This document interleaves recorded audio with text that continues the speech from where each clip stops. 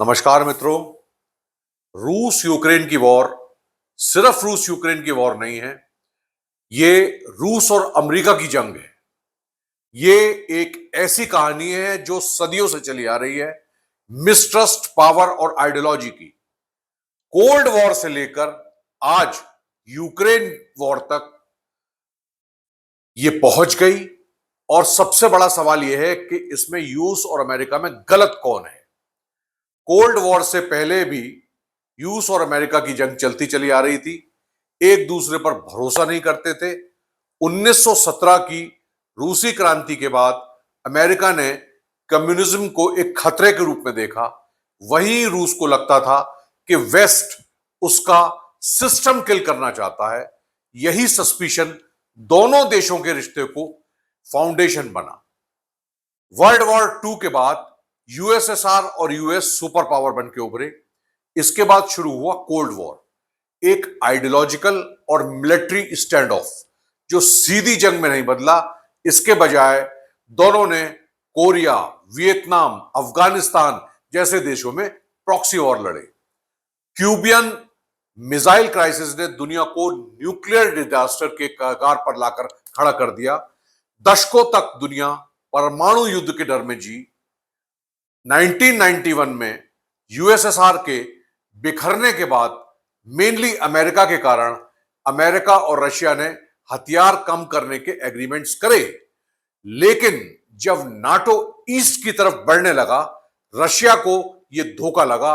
US और NATO से इस बात का एग्रीमेंट हुआ था कि नाटो नए मेंबर नहीं बढ़ाएगा, लेकिन तब से उसने अब तक 16 देशों को जोड़ा और एग्रीमेंट्स का ब्रीच करा। रूस के साथ बॉर्डर शेयर करने वाले यूक्रेन को जोड़ने की इस कोशिश ने इस समझौते को और भी ज्यादा तूल दिया और कफन में आखिरी कील भी गड़ गई, जो रूस के लिए खतरे की घंटी बन गई। व्लादिमीर पुतिन के पावर में आने के साथ रिश्ते और बिगड़ गए।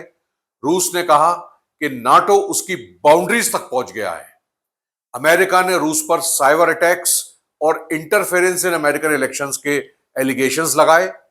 2014 में क्रीमिया का एनेक्सेशन एक बड़ा टर्निंग पॉइंट था। इसके बाद सैंक्शंस, हॉस्टिलिटी और मिसट्रस्ट बढ़ता चला गया। फरवरी 2022 में रूस ने यूक्रेन पर अटैक कर दिया।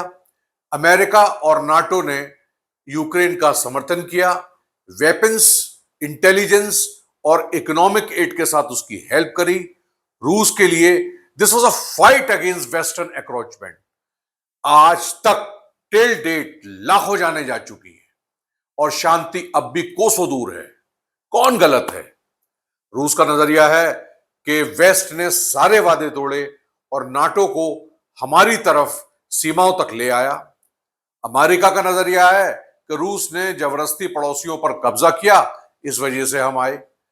हमारा नजरिया है कि यूएस और नाटो कोल्ड वॉर के बाद सच्ची शांति बनाने में नाकाम रहे और दोनों ने गलतियां की और आज की स्थिति पैदा हो गई। सच यह है कि इसमें सिर्फ एक पक्ष की गलती नहीं है, ये डिकेड्स का मिसट्रस्ट, मिसस्टेप्स और मिसलीडिंग फॉर्मुलेशन है और अपॉर्चुनिटीज को खोना है। अब रूस अमेरिका की टकराहट सिर्फ हिस्ट्री नहीं है, ये हमारे फ्यूचर को भी शेप दे रही है।